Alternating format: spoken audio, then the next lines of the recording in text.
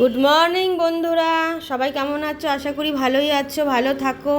একটা নতুন স্বাদের পিঠে বানিয়েছি কাল রাতে, তো চলো দেখে নিই কীভাবে বানিয়েছি আমরা।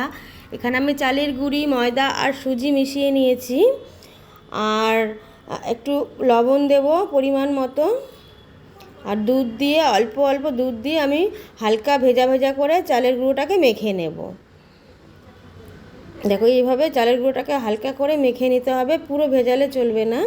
অল্প অল্প করে দুধ দিয়ে, তোমরা চাইলে জল দিয়েও, উষ্ণ গরম জল দিয়েও এটাকে মাখতে পারো।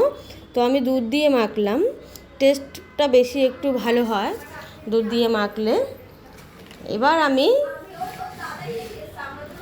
একটা বাটিতে অল্প চালের গুঁড়ো নিয়ে নিলাম, আর নিয়ে নেওয়ার পরে এর মধ্যে আমি দিয়ে দেবো পাটালি গুড়।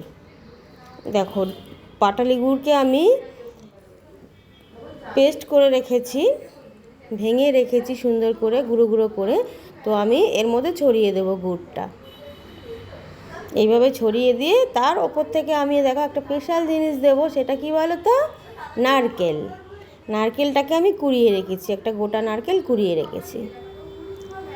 আর তোমরা যদি চাও স্লাইস করে ছোটো ছোটো করে কেটেও তোমরা দিতে পারো। তো আমি ছোটো ছোটো করে আর কেটে দিলাম না, আমি কুড়িয়ে নিয়েছি নারকেলটাকে। এবার এর ওপর থেকে চালের গুঁড়োটাকে দিয়ে দিতে হবে, দিয়ে ভালো করে ঠেসে দিতে হবে, হালকা হালকা করে ঠেসে দিতে হবে।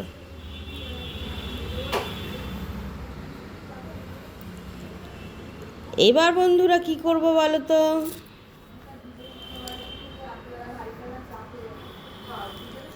একটা হাঁড়িতে গরম জল বসিয়ে দিয়েছি গ্যাসে আমি। তো গ্যাসের ওপরে, হাঁড়ির ওপরে একটা আমি ফুটো ফুটো ঢাকনি দিয়ে দিয়েছি, একটা চালনি দিয়ে দিয়েছি। তো এর ওপর আমি একটা সাদা কাপড়ের মধ্যে আমি ভালো করে পেঁচিয়ে নিচ্ছি বাটিটাকে। দেখো এইভাবে পেঁচিয়ে নিতে হবে, নিয়ে আমি ওই ফুটো বাটিটার মধ্যে, চালিটার মধ্যে আমি দিয়ে দেবো। এই দেখো হাঁড়ির মধ্যে জল ফুটছে, এর মধ্যে আমি চালি দিয়ে আমি ওপরে এটা ভাপার জন্য দিয়ে দিলাম। এবার এর ওপরে আমি ঢাকনা দিয়ে ভালো করে ঢেকে দেবো।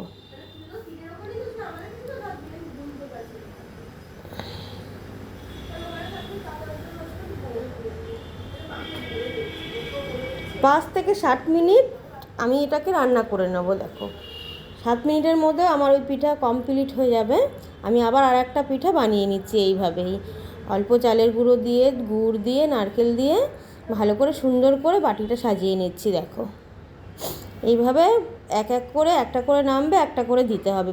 এক একটা পিঠে মনে করো 5 থেকে 7 মিনিট সময় লাগে হতে। এইভাবে বন্ধুরা পিঠা বানিয়ে খেয়ে দেখবেন। এই পিঠাটার নাম কি বলো তো? ভাপা পিঠা। তো নতুনত্ব পিঠে খুব ভালো লাগে খেতে। আমার শাশুড়ি মা আগে করে খাওয়াতো, তো আমি আমার শাশুড়ি মার থেকেই এই পিঠে করাটা শিখে নিয়েছি। এভাবে হালকা হালকা করে ঠেসে ঠেসে দিতে হবে।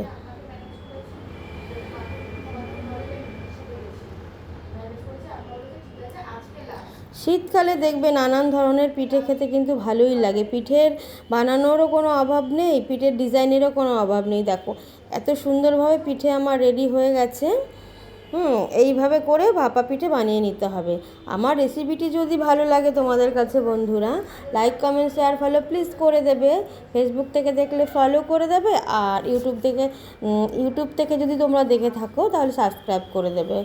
তো আজকের জন্য টাটা, আবার নতুন ভিডিও নিয়ে কালকে আবার আসবো তোমাদের কাছে।